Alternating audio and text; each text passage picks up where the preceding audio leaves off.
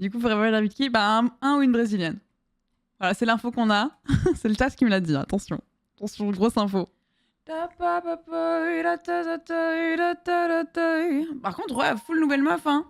C'est trop bien. J'avoue que je suis contente. Pas parce que c'est des meufs, juste parce que les personnes ont l'air trop stylées. Je vous avoue. Moi, je comprends. En fait, le truc, c'est que je comprends hein, qu'on veuille plus de fans. Je suis la première à le dire, etc. Après, c'est vrai que quand je voyais la lutte de rajouter des femmes au serveur, des fois, j'avais un peu ce sentiment de quota que je déteste. Mais moi, c'est voilà, je suis très.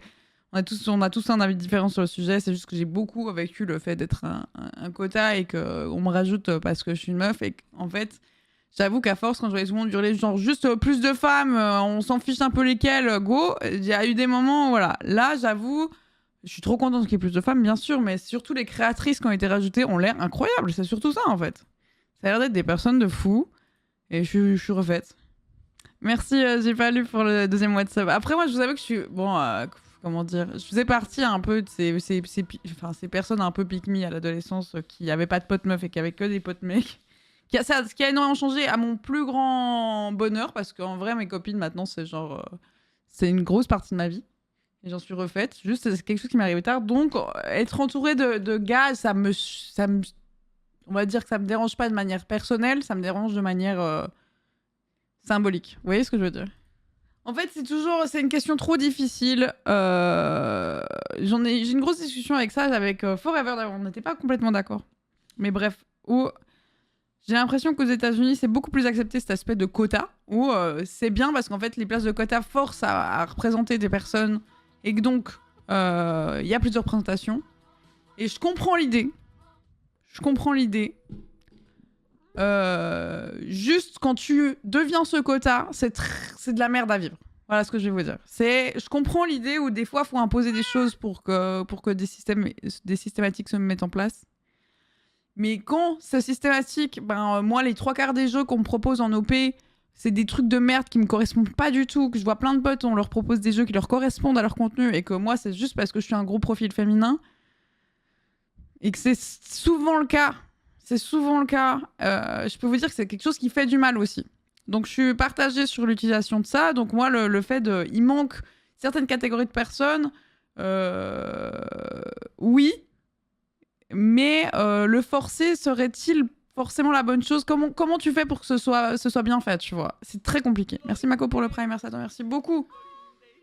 C'est plus quand, tu vois, je sais pas...